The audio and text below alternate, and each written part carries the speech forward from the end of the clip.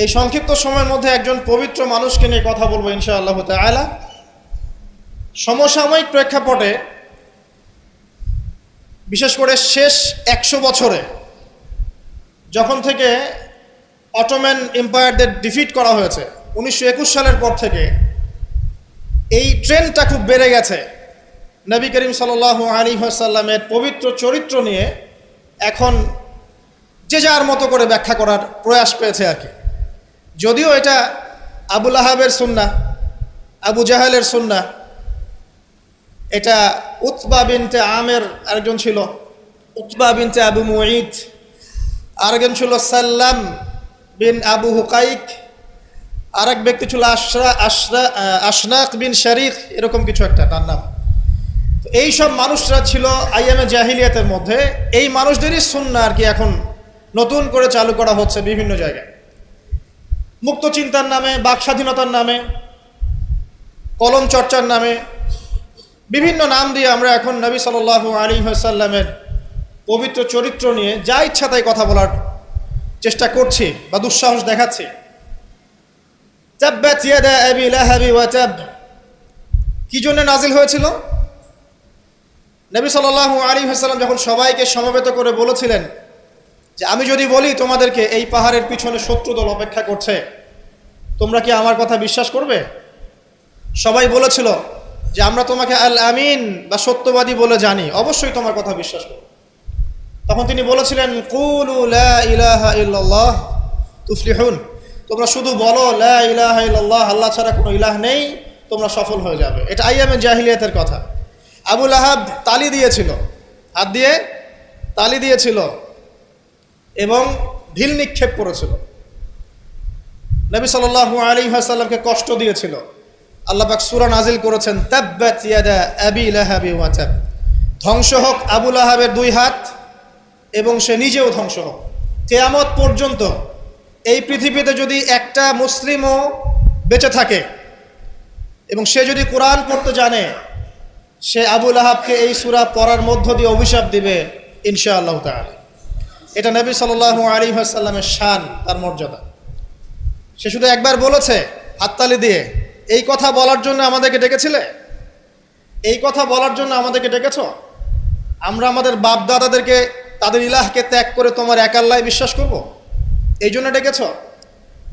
ঢিল নিক্ষেপ করেছিল, গালি দিয়েছিল। তার আপন চাচা নবী সাল্লাল্লাহু আলাইহি ওয়াসাল্লামের আপন চাচা, আল্লাহ পাক আয়াত নাজিল করলেন আবু লাহাব ধ্বংস হোক এবং সে নিজেও মা আগনা আনহু মালুহু ওয়া মা কাসাব, তার এই সম্পদ এবং সে যা অর্জন করেছে পৃথিবীতে, এগুলো কোনোই কাজে আসবে না।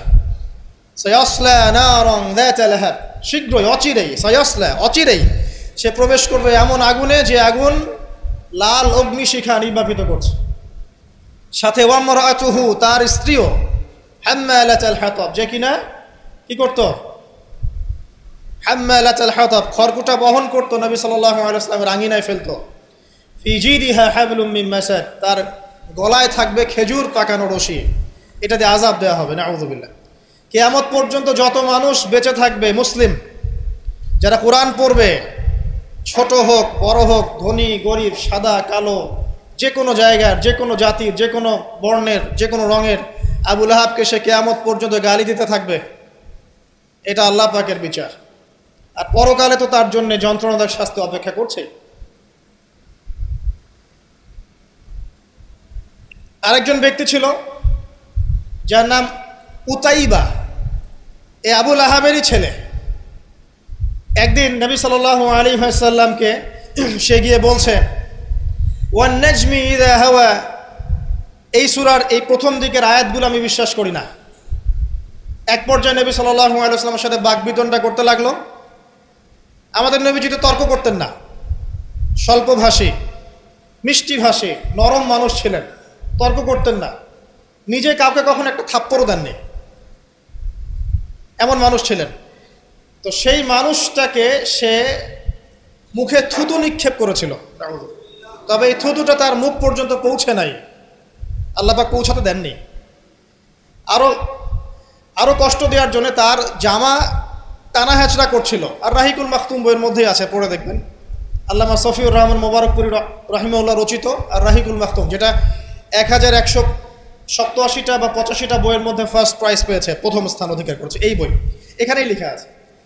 তো নবী সাল্লাল্লাহু আলাইহি ওয়াসাল্লাম কষ্ট পেয়েছিলেন। কষ্টে তখন তিনি বলেছেন আল্লাহর কাছে, ওই মুহূর্তে বলেছেন, আল্লাহ,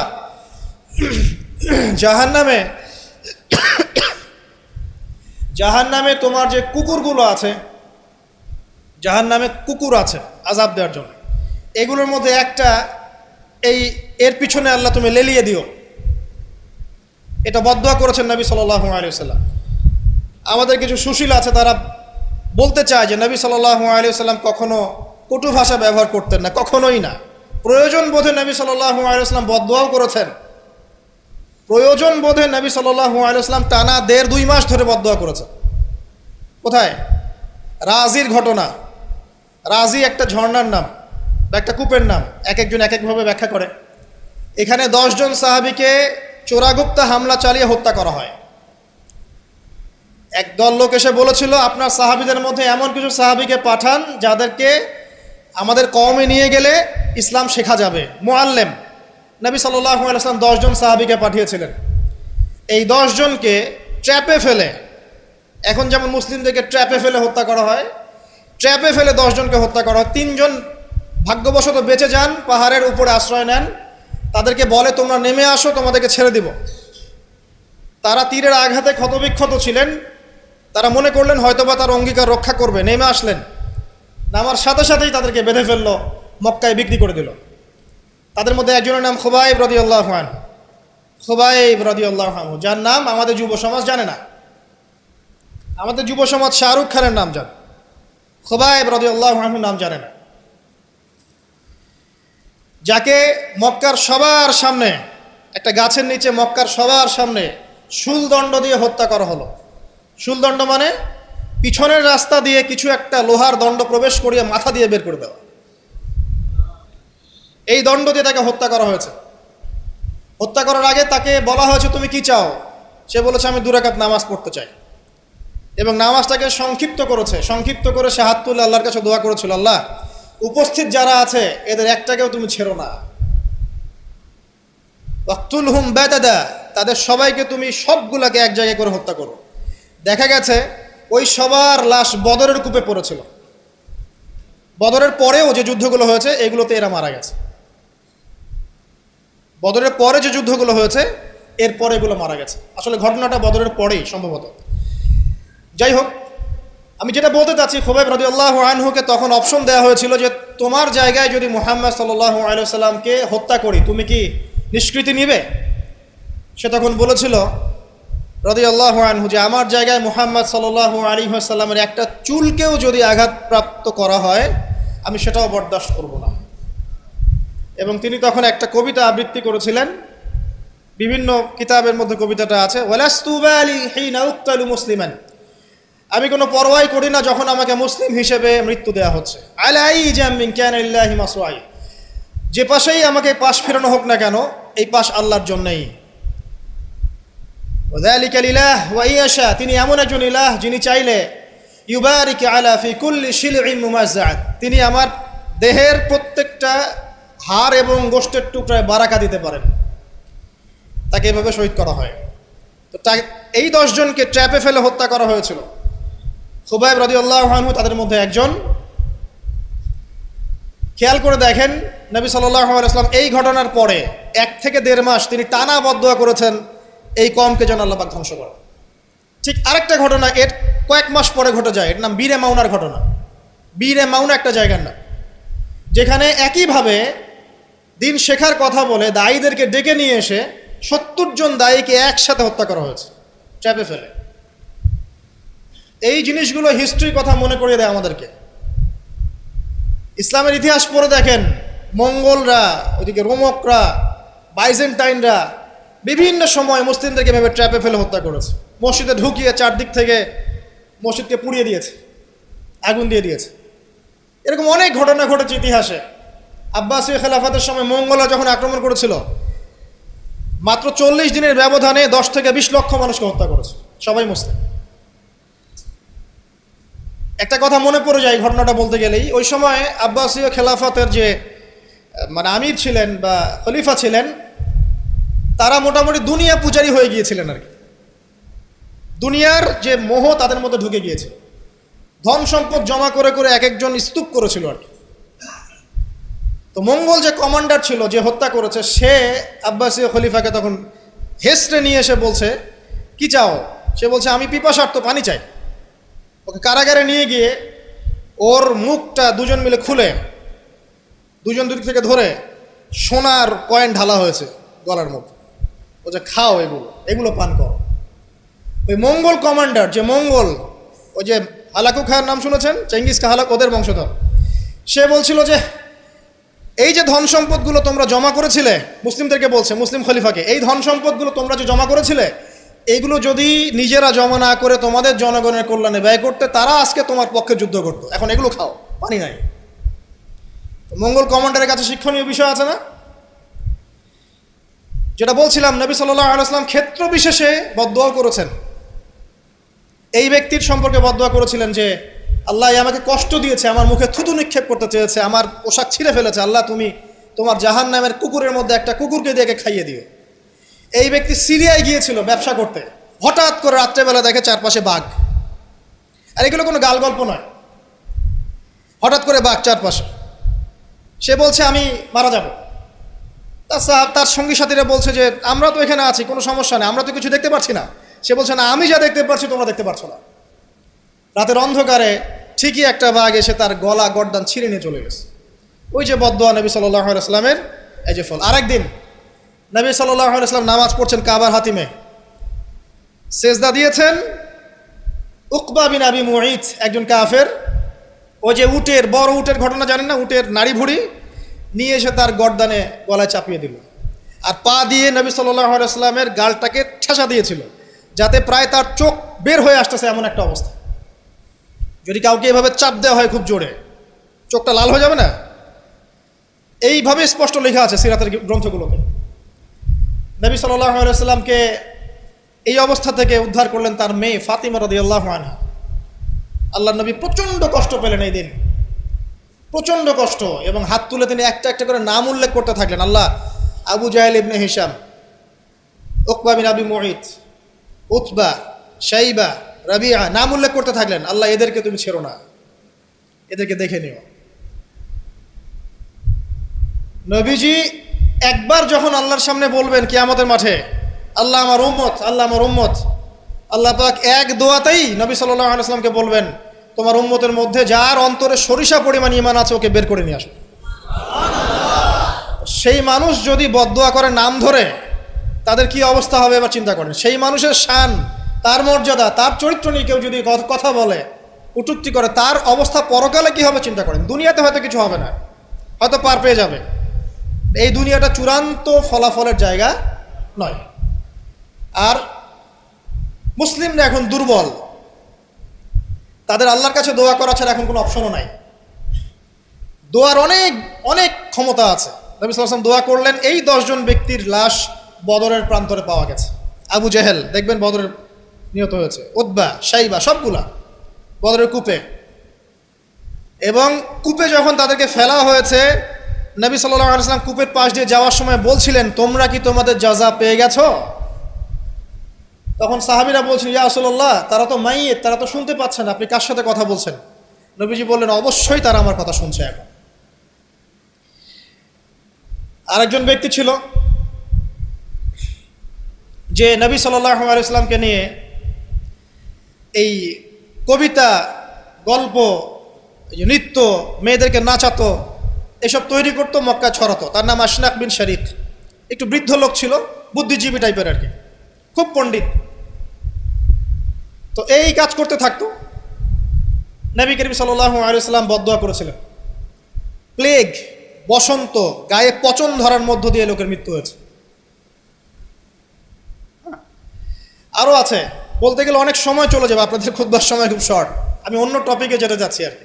আমি বলতে যাচ্ছি, এই আইয়ামে জাহেলিয়াত থেকে এটা চলে আসছে। নবী করিম সাল্লাল্লাহু আলাইহি ওয়াসাল্লামকে জীবিত অবস্থায় এই 23 বছরে মোট 16 বার হত্যা করার চেষ্টা করা হয়েছে। কতবার? এবং তাকে এই 23 বছরের নববী জীবনে প্রায় 15টা গালি খেতে হয়েছে। সাহের, জাদুকর, কাযযাব, মহামিথ্যাবাদী, ফারিকুল জামাত বিভক্তকারী, ঐক্য বিনষ্টকারী, অনেক কথা শুনতে হয়েছে, 15টার মতো। কাবা ঘরে যখন তিনি তাওয়াফ করছেন মক্কা বিজয়ের পর, তখনও তাকে চোরাগুপ্ত হামলা চালিয়ে হত্যা করার চেষ্টা করা হয়েছে। তিনি বসে আছেন, তার সামনে তরবারি নিয়ে গেছে, আল্লাহ ওহির মাধ্যমে জানিয়ে দিয়েছেন, তিনি বলেছেন তরবারি কি জন্য এনেছো? আমাকে হত্যা করার জন্যে। সাথে সাথে সে মুসলিম হয়েছে।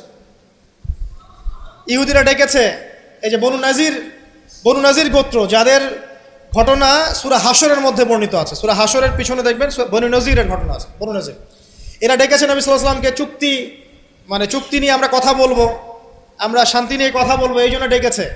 নবী করিম সাল্লাল্লাহু আলাইহি ওয়াসাল্লাম আবু বকর ওমর রাদিয়াল্লাহু আনহুকে নিয়ে গিয়েছেন, দেয়ালের পাশে বসেছেন, উপর থেকে পাথর ফেলে হত্যা করার চেষ্টা করা হয়েছে।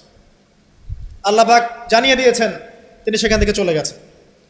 প্রায় 16 বার, আমার ছোট্ট গবেষণা, সিরাতের বইগুলো পড়ে দেখেন, প্রায় 16 বার তাকে হত্যা করার চেষ্টা করা হয়েছে। তাকে জীবিত অবস্থায় প্রায় 15টা গালি খেতে হয়েছে। কিন্তু প্রত্যেকটা বিষয়ের রিফ্লেকশন একই রকম ছিল না। মাক্কি জীবনে নবী সাল্লাল্লাহু আলাইহি ওয়াসাল্লাম প্রচণ্ড সবর এবং ধৈর্যের পরিচয় দিয়েছে। দোয়া করেছেন, বদদোয়া করেছেন, হেদায়েতের দোয়া করেছেন। কিন্তু মাদানী জীবনে যখন নবী করিম সাল্লাল্লাহু আলাইহি ওয়াসাল্লাম যখন একটা স্টেটের প্রধান, রাষ্ট্রপ্রধান, তার কাছে ইকোনমিক পাওয়ার, পলিটিক্যাল পাওয়ার, সামরিক পাওয়ার সব কিছু আছে, একটা সুপার পাওয়ারের মতো, ঠিক তখন তিনি এই অপবাদগুলো সহ্য করেন নাই।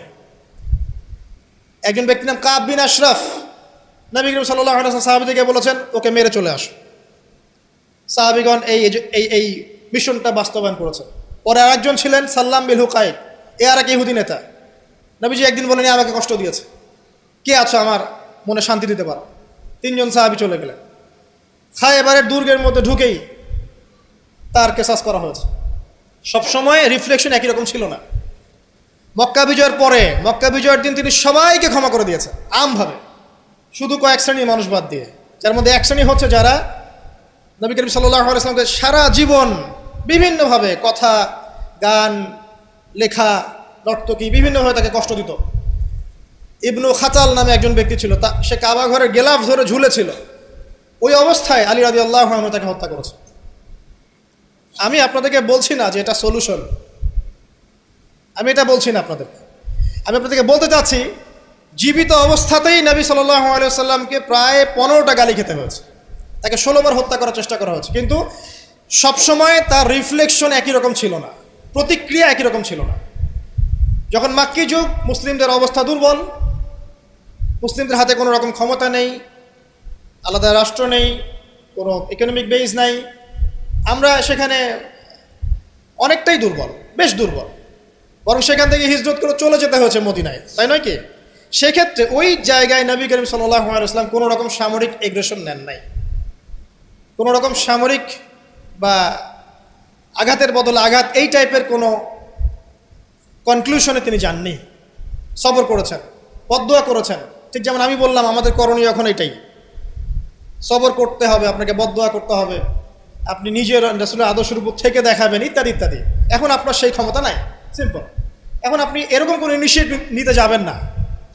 এই অবস্থায় আপনি এরকম কোনো ইনিশিয়েটিভ নিতে যাবেন না যেমনটা নবীজি মদিনায় নিয়েছিলেন। তাহলে মুসলিমরা উল্টা ক্ষতির মধ্যে পড়তে পারে, বরং জমিন মুসলিমদের জন্য আরও সংকুচিত হয়ে আসতে পারে। কিন্তু মদিনার যুগে নবী সাল্লাল্লাহু আলাইহি ওয়াসাল্লামের যখন সেরকম ক্ষমতা ছিল, তখন তিনি অ্যাকশন অন্যরকম নিয়েছেন। যদি কখনো এই জমিনে আল্লাহ পাক ইসলামকে আবার সেই জায়গায় নিয়ে যান, তখন সেই অ্যাকশন নেওয়া হয়। চোরের যে হাত কাটে, চুরি করলে হাত কেটে দেওয়া হয়, এটা কি আপনি এ ধরনের কোনো সিচুয়েশনে বাস্তবায়ন করতে পারবেন? পারবেন না, সিম্পল, বিকজ এটা ইসলামিক স্টেট নয়। যদি কোনো জায়গায় আল্লাহ পাক পৃথিবীর কোনো জায়গায় ভবিষ্যতে কোথাও এরকম কোনো স্টেট কায়েম করেন, আল্লাহ চাইলে করতে পারেন, আল্লাহ চাইলে পারেন, যেটা এখন মোটামুটি বলতে গেলে সারা বিশ্বে কোথাও নাই। যেখানে যেখানে আছে একটু আইওয়াশ, এটা আইওয়াশই, আমার কাছে এটা আইওয়াশ। কারণ চোরের হাত কেটে যদি আমি ইহুদিদের সাথে বন্ধুত্ব করি, তাহলে এটা কতটুকু ইসলামিক রাষ্ট্র হলো সেটা আল্লাহ ভালো জানে। কথা বুঝতে পারছেন? চোরের হাত কাটলাম ঠিকই, কিন্তু আমি এদিকে আমার ইকোনমিক সেকশনে, সামরিক সেকশনে সব ইহুদি খ্রিস্টানদের সাথে আমি বন্ধুত্ব করে রেখেছি, এটা কতটুকু ইসলামিক স্টেট আল্লাহ ভালো জানে। যাই হোক, ওদেরকে নিয়ে মাথা ব্যথা নাই। বিষয়টা হচ্ছে, যদি কখনো আল্লাহ পাক এমন কোনো জায়গা দেন মুসলিমদেরকে ভবিষ্যতে, তখন চোরের হাত ঠিকই কাটা হবে, তখন ব্যভিচারের শাস্তি ঠিকই দেওয়া হবে, জেনার জন্য বেত্রাঘাত করা হবে, ইত্যাদি ইত্যাদি। কিন্তু সেটা তো আপনি এখন করতে পারবেন না। তাই এখন কোনো আত্মঘাতী অবস্থায় যাবেন না, এটা সবচেয়ে বড় কথা। আমার আগে সবচেয়ে প্রথম নসিহত, নবী করিম সাল্লাল্লাহু আলাইহি ওয়াসাল্লামকে নিয়ে অনেক কথাবার্তা হচ্ছে, চারপাশে হবে, এমন কোনো আত্মঘাতী পদক্ষেপ নেবেন না যাতে ইসলাম আরও সংকুচিত হয়, মুসলিমদের অবস্থা আরও খারাপ হয়ে যায়। এখন কি করবেন সেটা আমি আগে বলছি। প্রথম কথা হচ্ছে, এখন আপনাকে আমাকে নিজেকে আগে নবী সাল্লাল্লাহু আলাইহি ওয়াসাল্লামের সুন্নতের উপর দাঁড়াতে হবে। আমি প্রতিদিন ক্লিন শেভ করি, আর নবী সাল্লাল্লাহু আলাইহি ওয়াসাল্লামকে কেউ কটূক্তি করেছে, তাকে নিয়ে আমার মাথা ব্যথার শেষ নাই। আগে নিজের গালে দাড়ি নিয়ে আসো তুমি। আমি 5 ওয়াক্ত সালাতই আদায় করি না, ইসলামকে নিয়ে কেউ যদি ব্যঙ্গ করে, আমি এমন শোডাউন শুরু করি যাতে মনে হয় আমি একমাত্র পাক্কা মুসলিম, আর কেউ মুসলিমই না। আগে নামাজ পড়েন 5 ওয়াক্ত, নবীর সুন্নাহগুলো নিজের উপর আগে ইমপ্লিমেন্ট করেন, নিজের উপর আগে বাস্তবায়ন করেন। সবার আগে এটা কাজ আমাদের। দ্বিতীয় কাজ কি? নিজের পরিবারের মধ্যে ইসলামের নবী সাল্লাল্লাহু আলাইহি ওয়াসাল্লামের যে সুন্নাহগুলো আছে এটা বাস্তবায়ন করা। এখানে তো কেউ আপনাকে চাপ প্রয়োগ করছে না। আপনি চাইলে আপনার পরিবারটাকে ইসলামিক পরিবার হিসেবে গড়ে তুলতে পারেন। এটা আপনার প্রথম দায়িত্ব, প্রথম দিকের কাজ। নবীর সুন্নাহর উপর থেকে মানুষকেও সুন্নাহর দিকে ডাকা, এটা কাজ। নবীর আদর্শে নিজে আগে এস্টাবলিশ হয়ে দেখানো যে এটাই নবীর সুন্নাহ। আজকে আমাদেরকে দেখলে অনেক সময় মানুষ বাজে মন্তব্য করে, মুসলিমরা যে মাপে কম দিচ্ছে, মুসলিমরা মজুদ করছে, মুসলিমরা সুদ খাচ্ছে, মুসলিমরা ঘুষ নিচ্ছে, মুসলিমরা দুর্নীতি করছে, মুসলিমদের দিকে আঙ্গুল তুলছে সবাই। এই জিনিসগুলো কি নবীর আদর্শ? আমরা তো নিজেরাই নবী করিম সাল্লাল্লাহু আলাইহি ওয়াসাল্লামের আদর্শের উপর অ্যাপ্রোপ্রিয়েটলি থাকতে পারছি না, তাহলে আমরা কি সত্যিকার অর্থেই আদর্শ উম্মাহ হতে পেরেছি? আমাদের প্রথম কাজ আগে এইটা, আগে নিজের উপর এটা ইমপ্লিমেন্ট করা। দেখবেন এভাবে যখন আমরা প্রত্যেকেই নবীর সুন্নাহ মেনে চলবো, জীবনে, পারিবারিক জীবনে, ইবাদতে, অর্থনীতিতে, সমাজে, চলাফেরায়, মুআমালাতে, দেখবেন ইনশাআল্লাহ তাআলা আস্তে আস্তে আস্তে আস্তে দেখবেন পরিবেশ পরিস্থিতি সব পরিবর্তন হবে। তাই প্রথম নসিহত, অনেকেই কিছু উগ্রপন্থী কমেন্ট করে থাকেন ফেসবুকে, এইটা ওইটা, এগুলোতে যাবেন না প্রিয় ভাইয়েরা। এগুলো আমাদের দিনের জন্য উল্টা ক্ষতি ডেকে আনবে। এবং যারা ইচ্ছাকৃতভাবে মুসলিমদেরকে উস্কায়, তারা চায় যে মুসলিমরা এমন কোনো কাজ করুক যাতে তারা মুসলিমদেরকে ডমিনেট করার কোনো সুযোগ খুঁজে পায়। আত্মঘাতী কোনো পদক্ষেপে যাবেন না, এটা আমার প্রথম নসিহত। এবার আসেন, আমরা কয়েকটা পয়েন্টে দেখাবো নবী সাল্লাল্লাহু আলাইহি ওয়াসাল্লাম আসলে কেমন চরিত্রের মানুষ ছিলেন, কি করেছেন, এবং দিন শেষে তিনি কি পেয়েছেন, আমাদেরকে কি দিয়ে গেছেন, এবং আমাদের বেসিক্যালি তার জীবনী নিয়ে কি কি কাজ করা দরকার। আমি জাস্ট এতটুকু কথা বলে আজকে খুব শেষ করব। আমি একটা পয়েন্ট দিয়ে শুরু করছি। 1 নাম্বার, দেখেন নবী করিম সাল্লাল্লাহু আলাইহি ওয়াসাল্লাম যে সমাজে ছিলেন, আইয়ামে জাহিলিয়াত বলি না আমরা, কেন বলি? কারণ সেখানে জাহিলি কাজ হতো। এই তো জাহিলি কাজ মানে অজ্ঞতাপূর্ণ কাজ, মূর্খতাপূর্ণ কাজ। তাহলে জাহেলকে যে জাহিলিয়াতের কাজ করে সেই জাহেল, আলেমকে যে ইলম অনুযায়ী আমল করে সে আলেম, একইভাবে জাহেল সে যে জাহিলিয়াতের কাজ করে। আইয়ামে জাহিলিয়াতে নবী সাল্লাল্লাহু আলাইহি ওয়াসাল্লাম যখন নবী হচ্ছেন বা নবী হওয়ার আগে পরের সময়টা আপনি একটু সিরাত ঘাটাঘাটি করে দেখবেন ওখানে মেইন সমস্যা ছিল শিরক, আল্লাহ পাকের একত্ববাদের সাথে শিরকের মিশ্রণ, 1 নাম্বার। 2 নাম্বার ছিল রিবা, সুদ। সমাজের ইকোনমি পুরো সুদ ভিত্তিক ছিল। 3 নাম্বার দেখবেন মাদক, খামার, খালি মাদকের ছড়াছড়ি। 4 নাম্বার দেখবেন এই যে নারী জাতির ফিতনা, নারীর অবমাননা, নারীকে মোটেই মূল্যায়ন করা হতো না। তবে এতটুকু বলে নেই, ওই যুগেও নারীদের পোশাকটা শালীন ছিল এই যুগের চাইতে। ওই যুগেও নারীদের পোশাকটা শালীন ছিল এই যুগের চাইতে, কিন্তু ওদেরকে অধিকার দেওয়া হতো না, বৈবাহিক অর্থনৈতিক অধিকার দেওয়া হতো না। জেনা ছিল বেশি, ব্যভিচার ছিল বেশি, জুয়া এগুলো বেশি ছিল, এবং গোত্রীয় হানাহানি, দ্বন্দ্ব সংঘাত বেশি ছিল। এখন আপনি একটু ঠান্ডা মাথা চিন্তা করেন যে এই প্রত্যেকটা প্রবলেমস এখনকার বিশ্বে নাই? ওই জাহিলি যুগের চেয়ে বেশি আছে না কম আছে? এখন তাহলে কোন যুগটাকে আমরা আইয়ামে জাহিলিয়াত বলবো? ওই যুগটাই কি শুধু আইয়ামে জাহিলিয়াত, নাকি আবার জাহিলিয়াত ফিরে এসেছে? প্রতিটা জায়গায় আপনি ঘেটে দেখেন শিরকের ছড়াছড়ি আছে, ইভেন মুসলিমদের মধ্যেও আছে, মুসলিমদের ভিতরেও শিরক আছে। প্রতিটা ডিপার্টমেন্ট ঘাটেন রিবা আর রিবা, সুদ ছাড়া আমরা চলতে পারি না। সুদ খাবো আর বলবো যে নবীকে গালি যারা দিয়েছে ওদেরকে হত্যা করো, এই কথা বলছি আমরা, তাই না? নিজে আবার সুদখোর। তুমি নিজেই তো আল্লাহ এবং তার রাসূলের সাথে যুদ্ধ করছো। আল্লাহ পাক কি বলেছেন? যে ব্যক্তি সুদ ছাড়ছে না সে কার সাথে যুদ্ধ করছে? আল্লাহ এবং তার রাসূলের সাথে যুদ্ধ করছে। তাহলে কোন মুখ নিয়ে আমি কথা বলতে পারি যখন আমি নিজেই রিবা খাই? পরিবর্তনটা কোথায় দরকার ভাই? নিজেদের আগে না? আচ্ছা, এখন দেখেন সারা ওয়ার্ল্ড রিবা কেন্দ্র। আমি এটা নিয়ে এখন ব্যাখ্যা করতে যাচ্ছি না। এরপরে মাদক, আপনারাই ভালো জানেন যে প্রত্যেকটা যুব সমাজের এই যে সেক্টর, স্কুল লেভেলের বাচ্চারা পর্যন্ত এখন ভয়াবহ সব মাদক সেবন করছে। এগুলো নামও শুনিনি আমরা কখনো। মাদকদ্রব্য নিয়ন্ত্রণ অধিদপ্তর তাদের যত কাজ করছে, ক্লান্ত হয়ে যাচ্ছে, তাও মাদক থামাতে পারছে না। প্রশাসনের লোকজন মাদকের পিছনে রেড দিতে দিতে, মিশন চালাতে চালাতে ক্লান্ত হয়ে যাচ্ছে। একটাকে ডিফেন্ড করছে, আরেকটা নতুন মাদক আসছে। দেখবেন এগুলো কি পরিকল্পিত না? একটা যুব সমাজকে ধ্বংস করার জন্যে। তো দেখেন ওই জাহেলিয়াত এখন নাই। নারীর যে ফিতনা, অবমাননা, এটা কি আগের চেয়ে বেড়েছে না কমেছে? এই সংক্ষিপ্ত সময় আমি ব্যাখ্যা করতে যাচ্ছি না, আপনারা ভালো জানেন বেড়েছে না কমেছে। মেয়েদের পোশাক, এখন মেয়েদের পোশাক আছে না ছেলেদের পোশাক? পোশাক পরেও মেয়েরা নগ্ন থাকছে না? ফ্যামিলিস্ট রেভলিউশনের কারণে মেয়েরা ছেলেদের জায়গা নিয়ে নিয়েছে না? সমাজে জেনা বেড়েছে, পরকীয়া বেড়েছে, ধর্ষণ বেড়েছে। এর বিপক্ষে পশ্চিমারা কোনো সমাধান দিতে পেরেছে? নবী সাল্লাল্লাহু আলাইহি ওয়াসাল্লামের বহু বিবাহ নিয়ে যারা কথা বলে, তাদের দেশে 91% মেয়ে ধর্ষণের, 91% যে রেপ হয়, 100% রেপের মধ্যে 91% মহিলা।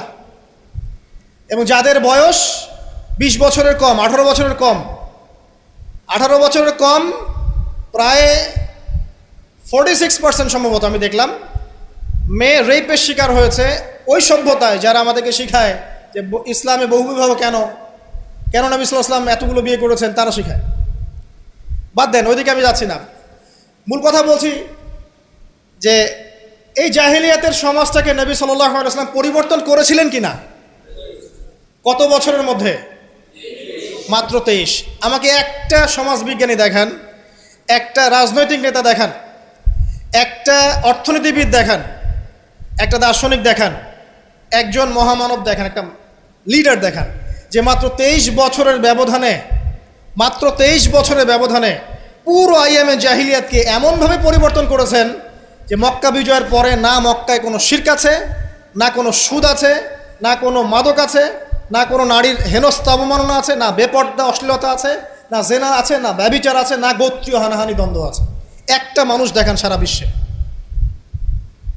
চরিত্র কি নিয়ে গঠিত হয়? শুধু কি বিবাহ কেন্দ্রিক বিষয় নিয়েই চরিত্র গঠিত?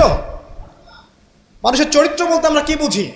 তার কথা, তার কাজ, তার আকীদা, তার আচরণ, তার ইবাদত, তার মুআমালাত, তার সামাজিক ব্যাপার স্যাপার, তার সিলাতুর রাহিম, তার সমাজ জ্ঞান, তার অর্থনীতির জ্ঞান, তার পলিটিক্যাল জ্ঞান, সব কিছু মিলেই তো একটা মানুষের ক্যারেক্টার। যখনই ক্যারেক্টারের প্রশ্ন আসে নবী সাল্লাল্লাহু আলাইহি ওয়াসাল্লামকে নিয়ে সরাসরি চলে যায় বিবাহ। কারণ আর কোনো সেক্টর নাই ক্যারেক্টার নিয়ে আলোচনা করার। ওগুলো তো ডিফেন্ড করাই যাবে। যাদের সাথে এই পর্যন্ত বাহাসে বসেছেন তারা তো আর ওই বিষয়গুলো বোঝে না যে কোন জ্ঞান দিয়ে এই ইন্টারনালি ব্লাইন্ড সেকুলার প্রজন্মকে ডিফেট করা যায়। তারা তো ইসলামিক বিষয়গুলো শুধু উপস্থাপন করবে, বাইরের বিষয়গুলো আনতে পারছে না। সো একটা মানুষের চরিত্র কত মহান হলে স্বয়ং আল্লাহ পাক তাকে বলতে পারেন ইন্নাকা লাআলা খুলুকিন আযীম, নিশ্চয় আপনি মহান চরিত্রের অধিকারী। আল্লাহ পাক বলছেন। নবী সাল্লাল্লাহু আলাইহি ওয়াসাল্লামের 23 বছর সময় লেগেছে এগুলো পরিবর্তন করে সম্পূর্ণ আলোকিত একটা ইসলামী সমাজ প্রতিষ্ঠা করতে।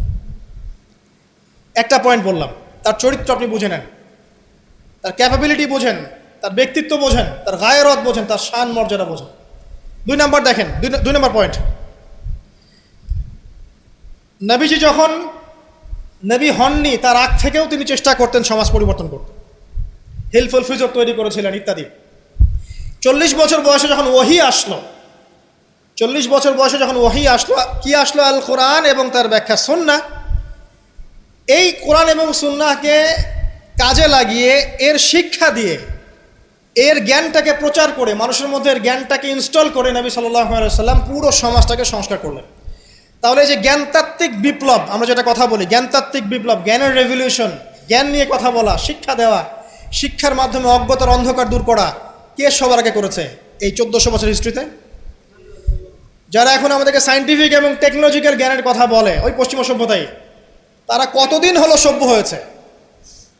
কতশো বছর আগে সেখানে ফরাসি বিপ্লব হয়েছে, কত শতাব্দী হলো সেখানে সায়েন্টিফিক এবং টেকনোলজিক্যাল রেভলিউশনগুলো হয়েছে? 100-200 বছর, সর্বোচ্চ 300 বছর।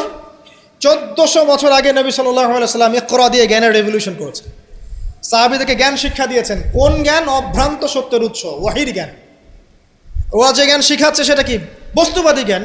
এখানে পরকাল নাই, এখানে আপনার জিন নাই, মালায়েকা নাই, বেহেশত নাই, জান্নাত নাই, জাহান্নাম নাই, হিসাব নাই, মিজান ফলসিরাত কিছুই নাই, ঈশ্বর নাই, গডলেস এডুকেশন সিস্টেম। ওদের ভাষায় গড বলেছে, এটা নিয়ে আবার বিতর্কিত করেন না। কথা বলতেও ভয় পাই আমি, না জানি। আর আমি মুসলিমদেরকে বেশি ভয় পাই, কারণ তারাই বিতর্কিত করতে বেশি পছন্দ করে। গডলেস বলতে বুঝিয়েছি তাদের ভাষায় ঈশ্বরহীন একটা সিস্টেম। তো আমরা জ্ঞানের যে সিলসিলা দিয়েছি 1400 বছর আগে, ইকরা বিসমি রাব্বিকাল্লাযী খলাক দিয়ে, প্রত্যেকটা সাহাবী আবু বকর, ওমর, ওসমান, আলী থেকে শুরু করে একদম শেষ পর্যন্ত দেখবেন সবাই এই জ্ঞানের আলোয় আলোকিত হয়েই সমাজ পরিবর্তন করেছে। মক্কার 13 বছরে আমরা ছিলাম, একজন সাহাবী কি কোনো কাফেরের উপর হাত তুলেছিল? দেখাতে পারবেন? কোনো কাফেরকে একজন সাহাবী হত্যা করেছে বা আঘাত করেছে বা থাপ্পড় দিয়েছে? বরং আপনি দেখবেন শত শত কাফের তারা মুসলিমদেরকে আঘাত করেছে, নির্মম নির্যাতন করেছে। বেলাল রাদিয়াল্লাহু আনহুকে শুইয়ে পাথর বিছিয়েছে, চাবুক মেরেছে, গা পুড়িয়ে দিয়েছে, কত কি করেছে। আবিসিনিয়ায় চলে যেতে হয়েছে, তায়েফে গিয়ে নবী সাল্লাল্লাহু আলাইহি ওয়াসাল্লামকে নিজের মার খেয়ে আসতে হয়েছে।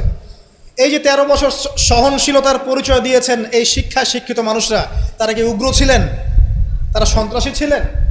তাদেরকে কি তরবারির জোরে ইসলাম কবুল করানো হয়েছে? এই 13 বছর যে সাহাবীরা ইসলাম কবুল করেছেন তারাই তো পরে বদরের যুদ্ধ করেছে, পরে উহুদে গিয়েছেন, পরে খন্দক খায়বারে গিয়েছে। এই যে বেসিকটা তৈরি করেছি আমরা মক্কার 13 বছরে, এই 13 বছরটা কি উগ্রতা দিয়ে প্রদর্শন করা হয়েছিল? কোন রকমের আগ্রাসী মনোভাব প্রচার করা হয়েছে? কিচ্ছু করা হয়নি। শুধু জ্ঞানতাত্ত্বিক সলিউশন দেওয়া, জ্ঞান শিক্ষা দেওয়া হয়েছে, কোরআন শিক্ষা দেওয়া হয়েছে, হাদিস শিক্ষা দেওয়া হয়েছে। এই শিক্ষার মধ্য দিয়ে যখন ভিতরটা পরিবর্তন হয়েছে, তখন মানুষ আল্লাহর কাছে আত্মসমর্পণ করেছে। এই ছিল আমাদের মক্কার 13 বছর। তাহলে যে জ্ঞানের কথা বলি আমরা, যে মানুষটার কাছে কোরআনের মতো কিতাব আসে, এক বাক্যে আপনি আমাকে বলেন কোরআনের একটা আয়াতকে কেউ মিথ্যা প্রমাণ করতে পারবে? কোরআন কারীমের মধ্যে যাররা পরিমাণ কি মিথ্যা আছে বা অমানবিক কোনো বিষয় আছে? মানুষ ভুলভাবে সেটাকে উপস্থাপন করে, কিন্তু যদি সঠিকভাবে উপস্থাপন করতে পারে বা সৎসাহস থাকে, কশ্চিনকালেও কোরআনে আপনি যাররা পরিমাণ ফল্ট পাবেন না। যালিকাল কিতাব লা রাইবা ফি, কোনো সন্দেহ নাই। এখন বলেন, এত পবিত্র একটা কিতাব একজন পবিত্র মহাপবিত্র সত্তার কাছ থেকে এসেছে, আর একজন জিবরাইল আলাইহিস সালাম ফেরেশতাদের লিডার, তিনি এটা বহন করে এনেছেন। এখন যে মানুষটার উপরে এটা নাজিল করা হচ্ছে, তিনি কত পবিত্র চরিত্রের অধিকারী, এখন আপনি চিন্তা করেন। যদি তার চরিত্রের মধ্যে যাররা পরিমাণ অপবিত্রতা থাকতো, তাহলে কোরআন কি তার উপর নাজিল হতো? আপনারা বুঝতে পারছেন? মনে করেন আমাদের চরিত্রে কি অসংখ্য অপবিত্রতা আছে না? আমার উপরে কি আল্লাহর নূর, আল্লাহর এই যে কিতাব, ওহী, এগুলো অবতীর্ণ হওয়ার সুযোগ আছে কোনো? নাই। আল্লাহ পাক পবিত্র মানুষদেরকে বাছাই করেন। আল্লাহ রাব্বুল আলামিন সবচেয়ে পবিত্র মানুষকে বাছাই করেছিলেন মহাপবিত্র কিতাব দেওয়ার জন্য। এটাই তো যথেষ্ট তার চরিত্র ব্যাখ্যা করার জন্য। আর কি প্রয়োজন? যার কাছে কোরআন নাজিল হতে পারে, তার চরিত্র নিয়ে কথা বলার কোনো অবকাশই নাই। তিনি যে কাজই করেছেন, যখন যে কথাই বলেছেন, যে ইনিশিয়েটিভ নিয়েছেন, প্রত্যেকটাই আল্লাহর হুকুমেই নিয়েছেন, এর হুকুমের বাইরে কিছু করেন। শুধু তাই নয়, তার শত্রুরা পর্যন্ত মক্কায় কখনো বলতে পারেনি তিনি মিথ্যাবাদী, তিনি মাপে কম দেন, তিনি ওয়াদা খেলাফ করেন, তিনি অমুক, তিনি তমুক। তার শত্রুরা পর্যন্ত এটা বলতে পারেনি। বরং তার শত্রুরা বলেছিল এভাবে যে তোমাকে আমরা অবিশ্বাস করি না, বরং তুমি যে কোরআনের কথা বলছো এটাকে আমরা অস্বীকার করছি। এটা 2 নম্বর পয়েন্ট। জ্ঞানের রেভলিউশন আমরা দিয়েছি, নবী সাল্লাল্লাহু আলাইহি ওয়াসাল্লাম দিয়েছে। আর এই জ্ঞান না থাকলে আপনি তো শূন্য। আমরা ঠিকই তো আছি জ্ঞানের উপরে। আর একটা বিষয় সবার কান খুলে শুনে রাখা উচিত, পবিত্র কোরআন এবং সহিহ সুন্নাহ বা নবী সাল্লাল্লাহু আলাইহি ওয়াসাল্লামের সুন্নাহর মধ্যে এমন কোনো বিষয় নাই যেটা ব্যাখ্যা করা হয়নি। এটা মানতে যদি আপনার আপত্তি থাকে, আমরা আপনার সাথে লড়াই করব না, আমরা আপনার সাথে ঝগড়া করব না, বিবাদ করব না, আপনাকে আঘাতও করব না। কিন্তু আপনাকে বিনয়ের সাথে বলবো, আপনি আরও 10 বার স্টাডি করেন, আপনি আরও 10 বার স্টাডি করেন, কোরআন এবং সুন্নাহকে আরও 10 বার স্টাডি করেন। আপনি খুঁজে পাবেন ইনশাআল্লাহ কোরআন এবং সুন্নাহর মধ্যে কোনো রকমের ভুল ত্রুটি, মানবতা বিরোধী কিচ্ছু নেই। আল্লাহ পাক আমাদের সবাইকে বোঝার তৌফিক দান করুন। এগুলো রাখেন তো ভাই, কে বুদ্ধি দিচ্ছে? আপনি রাখেন, এটা রাখেন।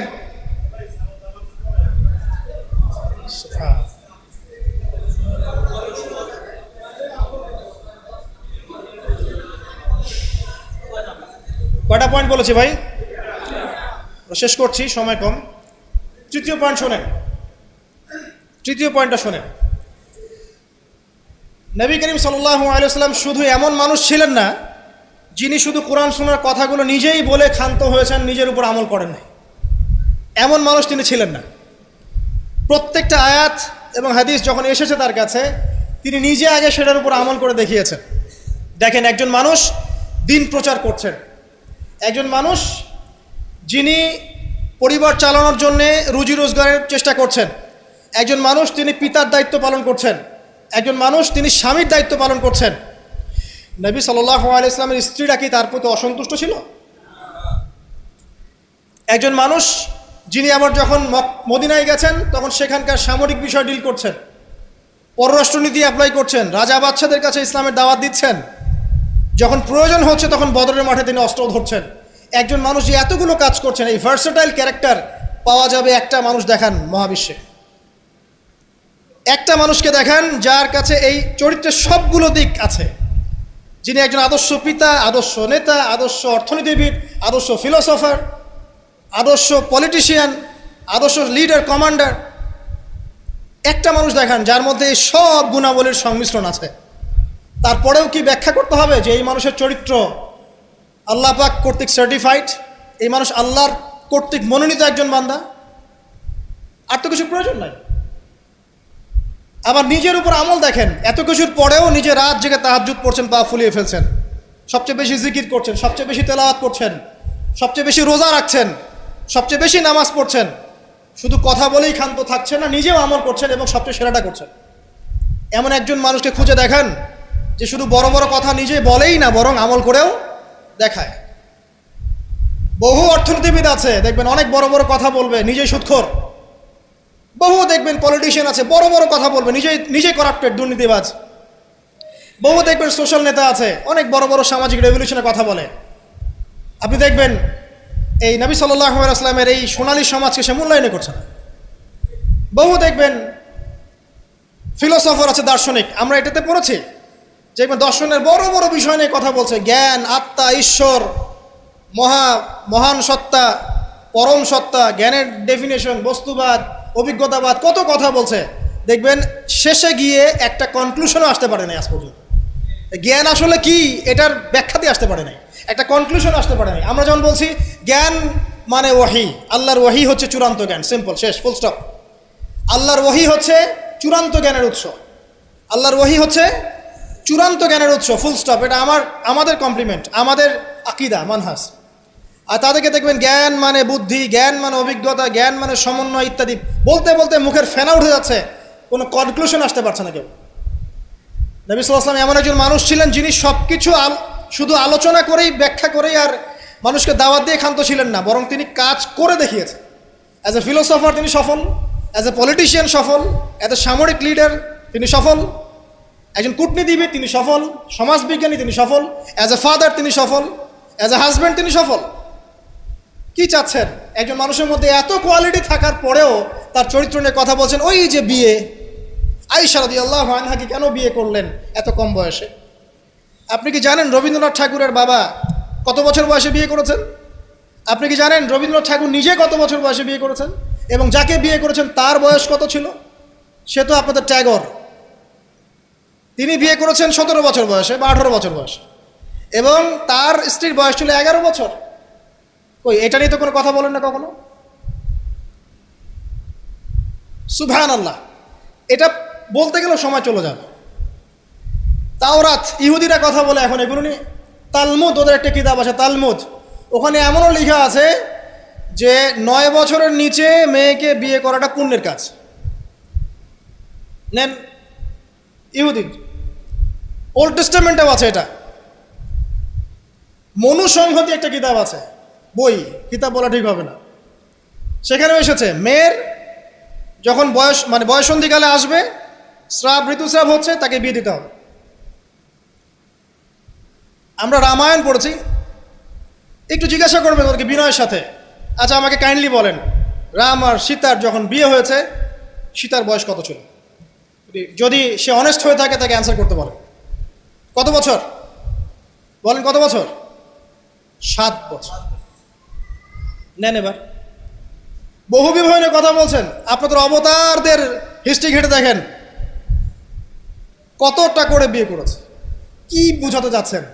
মানে একটা মানুষের চরিত্র ব্যাখ্যা করার জন্য একটা অপশন, সেটা হলো মেয়ে, নারী, ওইটা দিয়ে টান দিলেই মানে চরিত্র কালার করা যায়। সবচেয়ে বড় কথা শোনেন, হাদিসটা সহিহ বুখারীতে এসেছে, কিন্তু সবচেয়ে বড় কথা হচ্ছে অনেক স্কলার মুসলিম বিশ্বের, তারা কিন্তু এর সাথে অনেক সময় দ্বিমত পোষণ করেছেন যে সত্যিকার অর্থে আয়েশা রাদিয়াল্লাহু আনহার বয়স তখন 9 ছিল কি না, এটা নিয়ে অনেক কথা আছে। আমি শুধু না, অনেকেই কথা বলেছে, হিস্ট্রি ঘেটে দেখেন, অনেক আলেম কথা বলেছেন। কেউ বলেছেন তখন বয়স ছিল 15, কেউ বলেছেন 17, কেউ বলেছেন 18, একজন তো গাণিতিক হিসাব মিলিয়ে দেখিয়েছেন যে বয়স ছিল তখন 18। আর একটা কথা আসলেই চোখ বন্ধ করে এটাকে হজম করে নিয়ে আমরা এটাকে ডিফেন্ড করার চেষ্টা করি। সুবহানাল্লাহ। বাদ দেন, ওইদিকে যাচ্ছি না। আমরা এই বিষয়গুলোকে নিয়ে তর্ক করার জন্য খুতবার আয়োজন করছি না। তার চরিত্রের যে মৌলিক বিষয়গুলো, এগুলো সমাজের সামনে উপস্থাপন করাটা মূল উদ্দেশ্য। আমি 3টা পয়েন্ট বলেছি, আরেকটা পয়েন্ট বলছি শোনেন। নবী করিম সাল্লাল্লাহু আলাইহি ওয়াসাল্লাম এই যে 23 বছরের জীবনীটা কথা বলেছি, প্রথম 3 বছর গোপনে দাওয়াত দিয়েছেন, এরপর প্রকাশ্যে দাওয়াত দিয়েছেন, ধৈর্যশীল ছিলেন, সবর করেছেন, মার খেয়েছেন, নিজের মাতৃভূমি ছেড়ে চলে গেছেন, সেখানে তাকে আল্লাহ পাক ক্ষমতা দিয়েছেন। আমি আপনাকে তার স্যাক্রিফাইসগুলো দেখাচ্ছি, একটু স্যাক্রিফাইসগুলো দেখেন। তিনি কি ভালো ঘরের সন্তান ছিলেন না? তার কি টাকা পয়সার অভাব ছিল? তার স্ত্রী খাদিজা রাদিয়াল্লাহু আনহা, যাকে তিনি 40 বছরের একজন নারীকে তিনি বিয়ে করেছেন, এই জায়গায় কিন্তু তাদের কোনো কথা নাই, আছে? যখন তার বয়স মাত্র 25 বছর, কোন 25 বছরের যুবক 40 বছরের নারীকে বিয়ে করতে চাইবে? এবং তিনি যতদিন জীবিত ছিলেন ততদিন তিনি আরও স্ত্রী গ্রহণ করেন নাই। বাদ দেন, তার কিন্তু টাকা পয়সা, আধিপত্য, প্রতিপত্তি, বংশের এগুলোর গৌরবের অভাব ছিল না। তারপরেও তার স্যাক্রিফাইসগুলো দেখেন। তিনি মার খাচ্ছেন, তার দাঁত শহীদ হচ্ছে, তার রক্ত ঝরছে, তায়েফে তার রক্ত দিয়ে জুতা আটকে গেছে, তাকে গালি খেতে হচ্ছে, তাকে হত্যা চেষ্টা সহ্য করতে হচ্ছে, আত্মীয় স্বজন তাকে ছেড়ে চলে যাচ্ছে, তাকে অর্থনৈতিক বয়কট করা হচ্ছে, গাছের ছাল পাতা খেয়ে শিয়ারে আবু তলেবে 3 বছর তিনি সময় কাটাচ্ছেন, নিজের মাতৃভূমি ছেড়ে চলে যেতে হচ্ছে, কষ্ট, যুদ্ধ করতে হচ্ছে, না খেয়ে থাকতে হচ্ছে, খন্দকের যুদ্ধে নিজের এই পেটের মধ্যে পাথর বেঁধে থাকতে হচ্ছে, পরপর 3 দিন তার ঘরে চুলা জ্বলছে না, তার ঘরে খাবার নাই, এই খেজুরের রস খেয়ে তিনি জীবনযাপন করছেন, তার স্ত্রীদের ঘরেও খাবার নাই। একজন মুসাফির এসেছে, খাবার চাচ্ছে, তিনি বলছেন দেখো আমার স্ত্রীদের ঘরে খাবার আছে কিনা। প্রত্যেকটা স্ত্রীর ঘর সার্চ করে একটা খাবার পাওয়া গেল। স্যাক্রিফাইস করছেন, ঘুম নাই, বিনিদ্র রজনী যাপন করছেন। এই যে শারীরিক কষ্ট, মানসিক কষ্ট, অর্থনৈতিক কষ্ট, দেশ ত্যাগ করা, এই যে কঠিন সবর, সংগ্রাম, মুজাহাদা, তার স্বার্থটা কি আমাকে বল? তার কি স্বার্থ? এখানে নবী সাল্লাল্লাহু আলাইহি ওয়াসাল্লামের ব্যক্তি স্বার্থটা কোথায়? তাকে তো আল্লাহ পাক মাকামে মাহমুদ দিয়েছেন, জান্নাতের সর্বোচ্চ মাকাম আল্লাহ পাক তাকে দিয়েছেন। ইন্না আতাইনাকাল কাউসার, তোমাকে আমি কাউসার দিয়েছি, সম্মান দিয়েছে, মর্যাদা দিয়েছে। আলাম ইয়াজিদকা ইয়াতীমান ফাআওয়া ওয়া ওয়াজাদাকা দাল্লান ফাহাদা ওয়া ওয়াজাদাকা আইলান ফাগনা। আছে না সূরা? আলাম নাশরাহ লাকা সাদরাক ওয়া ওয়াদা'না আনকা ওয়িজরাক আল্লাযী আনকাযা যাহরাক ওয়া রাফা'না লাকা যিকরাক। তার জিকির, তার স্মরণকে সম্মানিত করা হয়েছে। সারা দুনিয়ার মানুষ তার নাম শুনলে সাল্লাল্লাহু আলাইহি ওয়াসাল্লাম পড়ে। প্রত্যেকটা মুসলিম এই উম্মতে মুহাম্মাদের মধ্যে, মুসলিম বা নন মুসলিম, হুয়েভার হি ইজ, তার মৃত্যুর পরে তার চেহারা তাকে দেখানো হবে, বলা হবে এই ব্যক্তিকে যাকে তোমাদের কাছে পাঠানো হয়েছে। তিনি আমাদেরকে ভাই বলে সম্বোধন করছেন। তিনি বলছেন, কাশ আমি আমার ভাইদেরকে দেখতে পেতাম। সাহাবীরা বলছেন, আমরা কি আপনার ভাই নই? তিনি বলছেন, না, তোমাদের পরে যারা আসবে আমাকে না দেখেই বিশ্বাস করবে এরা আমার ভাই। সব নবীকে দোয়া কবুলের এখতিয়ার দিয়ে দেওয়া হয়েছে। সব নবী দোয়া দুনিয়ায় করে ফেলেছেন। আমাদের নবীজি এত কষ্ট করার পরেও দুনিয়াতে দোয়া করেন নাই। তিনি পরকালে দোয়াটা জমা রেখেছেন, সেটা শাফাআত, আমাদের সবার জন্য শাফাআত করবেন তিনি ইনশাআল্লাহ। এই শাফাআতে সমস্ত কবিরা গুনাহগার ব্যক্তি জান্নাতে যাবে। আমাকে বলেন, সব নবী যখন ইয়া নাফসি করবে, স্বয়ং নবীরা পর্যন্ত, এই নবীর মধ্যে আদম আছেন, নূহ আছেন, মূসা ঈসার মতো নবী আছেন আলাইহিমুস সালাম, ইব্রাহিম আলাইহিস সালামও আছেন, আবুল আম্বিয়া ওয়াল মুরসালিন। তখন তিনি বলবেন, ইয়া উম্মতি ইয়া উম্মতি। এখন আমাকে বলেন তার স্বার্থ কোথায়? তিনি যে এত হিউজ একটা স্ট্রাগল করলেন সারাটা জীবন ধরে। আমি আপনাকে তার স্ট্রাগলের সর্বশেষ নমুনাটা বলছি। একদম মৃত্যু শয্যায় যখন তার মৌতের যন্ত্রণা উঠেছে, তিনি বলছেন মৃত্যুর যন্ত্রণা প্রচণ্ড, তিনি এই কথা বলছেন আর চেহারাটা মুছছেন পানি দিয়ে। তখন ফাতিমা রাদিয়াল্লাহু আনহা এসে বলছেন, আমার বাবার কষ্ট, আমার বাবার কষ্ট। আর ফাতিমা রাদিয়াল্লাহু আনহাকে তিনি কানে কানে একটা কথা বললেন। ফাতিমা রাদিয়াল্লাহু আনহা হাসতে শুরু করলেন। তখন আয়েশা রাদিয়াল্লাহু আনহা পরে জিজ্ঞাসা করেছিলেন যে, কি বলেছে তোমাকে তোমার বাবা? তিনি বলেছিলেন যে, আমাকে আমার বাবা বলেছে যে এই যন্ত্রণায় তার ইন্তেকাল হবে। তখন আমি কাঁদতে শুরু করলাম। তারপরে আমাকে তিনি বললেন, আমার পরিবারের মধ্যে তুমি সবার আগে আমার সাথে দেখা করবে জান্নাতে। তখন আমি হাসতে শুরু করলাম। এই জায়গায় একটা ঘটনা ছিল, সেটা হলো যখন তিনি প্রচণ্ড কষ্ট করছেন মৃত্যুর যন্ত্রণায়, ফাতিমা রাদিয়াল্লাহু আনহা তিনি বলছেন, আমার বাবার কষ্ট। নবী সাল্লাল্লাহু আলাইহি ওয়াসাল্লাম বলছেন, শোনো ফাতিমা, লিসেন, এই স্টেটমেন্টটা খুব ভালো করে শোনেন এবং মন থেকে উপলব্ধি করার চেষ্টা করেন। তিনি বলেছেন, হে ফাতিমা, আজকের পর থেকে তোমার বাবার কোনো কষ্ট থাকবে না। আমার কথা বুঝতে পারছেন না? আজকের পর থেকে তোমার বাবার কোনো কষ্ট থাকবে না, মানে আজকে তিনি জান্নাতুল ফিরদাউসে চলে যাবেন। এই যে 23 বছর তিনি ছিলেন নবী হিসেবে, প্রতিটা দিন রাত তাকে দিনের জন্য কষ্ট করতে হয়েছে। শারীরিক কষ্ট, মানসিক কষ্ট, খাদ্যের কষ্ট, বাসস্থান। আচ্ছা, আমরা তো অনেক কথা বলি অনেক নেতাদেরকে নিয়ে, অনেক দার্শনিক, বিজ্ঞানী, সমাজবিজ্ঞানী, ফিলোসফার, বুদ্ধিজীবী ইত্যাদি। আমাদের যা আছে আমরা একটু মিলাই। নবী সাল্লাল্লাহু আলাইহি ওয়াসাল্লামের কী ছিল? এই মহান নেতা যিনি সারা জীবন কষ্ট করলেন, শেষে ফাতিমা রাদিয়াল্লাহু আনহাকে বলছেন, আজকের পর কোনো কষ্ট থাকবে না, আজকেই শেষ, সব কষ্ট আজকেই শেষ হয়ে যাবে। এই ব্যক্তির কি বাড়ি ছিল ডুপ্লেক্স? এই ব্যক্তির কতটুকু জমি ছিল? এই ব্যক্তি কতটুকু খাবার খেয়েছে প্রত্যেক দিন? এই ব্যক্তির কয়টা আলিশান জামা ছিল আমার মতো, আপনার মতো? এই ব্যক্তির কত ব্যাংক ব্যালেন্স ছিল? এই ব্যক্তির কি ছিল দুনিয়াতে?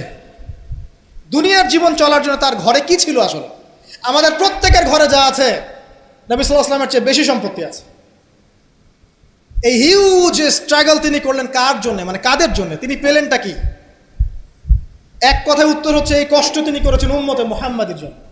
আফসোস, দুর্ভাগ্য যে আজকে উম্মতে মুহাম্মাদির মধ্যে এক শ্রেণীর মানুষ তার চরিত্র নিয়ে কথা বলে, দুঃসাহস করে, লজ্জায় তাদের মাথা হেড হয়ে যায় না। লজ্জা থাকতে হয় মানুষের মধ্যে। তো ধরেন কেউ একজন আপনার প্রতি এহসান করেছে, অনেক উপকার করেছে আপনার, আপনি যদি তাকে নিয়ে ভালো মন্দ কথা বলা শুরু করেন, বুঝতে হবে আপনার নির্লজ্জ প্রকৃতির মানুষ, আপনি লজ্জাই নেই আপনার। আপনি একজন মানুষের কাছে এহসান গুজার, সে আমার জন্য কত পরিশ্রম করেছে, আপনার তো তার পা ধুয়ে দেওয়া উচিত। সাহাবা একরাম রাদিয়াল্লাহু আনহুম এই কাজটাই করতেন এবং তারা আল্লাহ এবং তার রাসূলকে আপন মনে করতেন। কোনোদিন তার কাছে গিয়ে কোনো হাত যে পেতেছে কখনো ফিরে আসে নাই খালি হাতে। কোনোদিন কেউ দান চেয়েছে তিনি ফিরিয়ে দেননি। একদিন নামাজে দাঁড়িয়েছেন, ইকামত হওয়ার পরে আবার বাসা চলে গিয়েছেন। সাহাবীরা অবাক, কি ব্যাপার? একটু পর ফিরে আসলেন, বললেন আমার কাছে কিছু দিনার ছিল, এগুলো সদাকা করে দিয়ে তারপরে নামাজে দাঁড়ালো। সবসময় সত্য বলেছেন, সত্যের উপর থেকেছেন, এতিমদের খোঁজ নিয়েছেন, বিধবাদের পাশে ছিলেন, উম্মাকে ঐক্যবদ্ধ করেছেন, মানুষের মাঝে ভেদাভেদ দূর করেছেন, এক ওয়ান উম্মাহ ন্যাশন গঠন করেছেন, সুদ দূর করেছেন, মাদক দূর করেছেন, শিরক দূর করেছেন, আল্লাহ ভোলা মানুষকে আল্লাহকে চিনিয়েছেন, পরকালকে চিনিয়েছেন, মানুষকে জান্নাতের পথ দেখিয়েছেন। কি করেন নাই? আপনি আমাকে একটা সেক্টর দেখান যেটা মানুষ করার বাকি থাকে, যেটা তিনি করেন নাই, একটা সেক্টর দেখান। তারপরে মহান মানুষের সম্পর্কে আমরা বাজে ধারণা লালন করছি, আজে বাজে কথা বলছি। দেখুন, এখন মুসলিমদের হয়তো কিছু করার নাই, বদদোয়া তারা করবে, এবং এই বদদোয়ায় নিঃসন্দেহে ইফেক্টেড হবে তারা যারা নবী সাল্লাল্লাহু আলাইহি ওয়াসাল্লামের সাথে শত্রুতা করছে, কোনো সন্দেহ নাই। কিন্তু এমন একটা সময় আসবে, দেখবেন আজকে থেকে 100, 200, 500 বছর, কত বছর আমরা জানি না, যে এই পৃথিবীর বুকে নবী সাল্লাল্লাহু আলাইহি ওয়াসাল্লামকে নিয়ে একটা বাজে মন্তব্য করার মানুষ অবশিষ্ট থাকবে না ইনশাআল্লাহ। এটা আসবেই। কবে? ননসেন্স প্রশ্ন, আমি জানি না, কিন্তু আল্লাহ এবং তার রাসূল কোরআন হাদিসে বলেছেন আসবেই। ওটা না আসা পর্যন্ত কিয়ামত হবে না ইনশাআল্লাহ। আমি আর খুতবা লম্বা করছি না, আর অনেক কথা হয়তো বলতে পারতাম, আমাদের হাতে টাইম কম, শুধু এখানে একটা পয়েন্ট বলে শেষ করে দিব। প্রিয় ভাইয়েরা এবং বোনেরা যারা খুতবা শুনবেন, আমাদের নিজেদের কিছু কাজ আছে। আমি আমভাবে সমস্ত মুসলিমদেরকে অনুরোধ করব, ইনক্লুডিং মি, আমাকে অলসো। সর্বপ্রথম আমাদের কাজ হচ্ছে নবী সাল্লাল্লাহু আলাইহি ওয়াসাল্লামের সুন্নাহগুলোর উপর আমল করা। সবার আগে আমাদের কাজ হচ্ছে নবী সাল্লাল্লাহু আলাইহি ওয়াসাল্লামের পবিত্র জীবনী মুখস্থ করে ফেলা। এখন ওয়াদা করেন আল্লাহর কাছে যে আগামী 1 থেকে 2 মাসের মধ্যে আপনি যে যেখানে পড়াশোনা করছেন করেন, আমার কোনো আপত্তি নাই। নবী সাল্লাল্লাহু আলাইহি ওয়াসাল্লামের পবিত্র জীবনী অন্তত আর রাহিকুল মাখতুম বইটা মুখস্থ করে ফেলবেন। আপনি নিজে কতটুকু জানেন নবী সম্পর্কে, এটা বড় টেস্ট। আমাদের নিজেদেরকে আগে জানতে হবে নবী সম্পর্কে, আমরা জানি কতটুকু। আমি হয়তো অনেক একটু এগ্রেসিভলি কথাগুলো বললাম, কিন্তু এটা দুঃখের সাথে বলছি যে আমাদের যুব সমাজ নবী সাল্লাল্লাহু আলাইহি ওয়াসাল্লামকে চিনে না। তারা জানে না তার নাম কি, তার বংশ কি, তার শৈশব কেমন করে কেটেছে, তার স্ত্রী কতজন, তাদের নাম কি, তিনি মক্কায় কখন কি করেছেন, মদিনায় কি করেছেন, কখন হিজরত করেছেন, তার হাদিসগুলো কি কি, তার 100টা হাদিস তারা কখনো পড়ে দেখে নাই, 10টা হাদিস তারা আরবি সহ বলতে পারে না, তার উপর নাজিলকৃত আল কোরআন পড়ে দেখছে না, পড়া শিখছেও না। দেখেন, এরকম ধ্বজভঙ্গ উম্মাহ দিয়ে কখনো ইসলামের রেভলিউশন সম্ভব না। যত বড় বড় কথা বলেন না কেন, যতদিন যাবে জমিন আরও সংকীর্ণ হতে থাকে। যতক্ষণ পর্যন্ত না আমরা আমাদের অবস্থা পরিবর্তন করব, ততক্ষণ পর্যন্ত আমাদের অবস্থার উন্নতি আল্লাহ পাক দিবেন না। ইন্নাল্লাহা লা ইউগাইয়িরু বিকাওমিন হাত্তা ইউগাইয়িরু মা বিআনফুসিহিম। আল্লাহ পাক কোনো কওমের অবস্থা ততক্ষণ পরিবর্তন করেন না যতক্ষণ তারা নিজেরা তাদের অবস্থা পরিবর্তনের চেষ্টা না করে। অতএব প্রথম কাজ আমাদেরকে আমাদের নবী সম্পর্কে জানতে হবে। আপনার প্রতিবাদের ভাষা হবে জ্ঞানের মধ্য দিয়ে। আমি নবী সাল্লাল্লাহু আলাইহি ওয়াসাল্লাম সম্পর্কে জানবো, তার হাদিসগুলো মুখস্থ করব, তার সুন্নাহ মাফিক চলবো, চলে দেখাবো, এটাই আমার প্রতিবাদ। কথা কি বুঝতে পারছেন? এটাই হবে আমার প্রতিবাদ, যে আমি নবী সম্পর্কে জানবো, তার সিরাত ছোটস্থ মুখস্থ করে ফেলবো, নবীজির জীবনী সম্পর্কে জানবো, তার সম্পর্কে যে বাজে কথাগুলো বলা হয় এগুলোর কাউন্টার জবাব দেওয়ার জ্ঞান আমার থাকবে। আমি তার হাদিসের উপর আমল করব, মানুষকে দাওয়া দিব, এটাই হবে আমার প্রতিবাদ। প্রতিবাদের অনেক ভাষা থাকে, শুধু উচ্চবাচ্য করলেই প্রতিবাদ হয় না।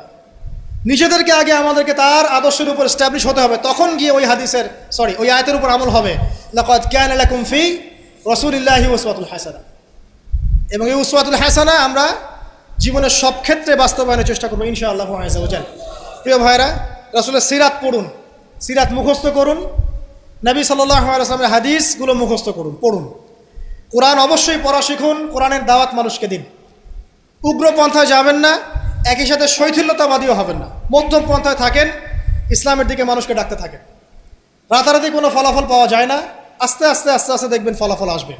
নিজেদের সন্তানদেরকে কোরআন শেখান, হাদিস শেখান, নবীর আদর্শ শেখান, মসজিদ মাদ্রাসাগুলো গড়ে তোলেন, আবাদ করেন, সিলেবাসে পরিবর্তন আনেন, আধুনিকতা নিয়ে আসেন। যে জ্ঞান অর্জন করলে তারা দুনিয়া আখিরাত দুটি অর্জন করতে পারবে, এই জ্ঞানে তাদেরকে শিক্ষিত করেন। এবং ইলমের সাথে, প্রজ্ঞার সাথে, নূর বসিরার সাথে, মাউইজাতুল হাসানা, এগুলো দিয়ে আপনি ইসলামের দুশমনদের মোকাবেলা করেন। আল্লাহ পাক আমাদের সবাইকে নবী সাল্লাল্লাহু আলাইহি ওয়াসাল্লামের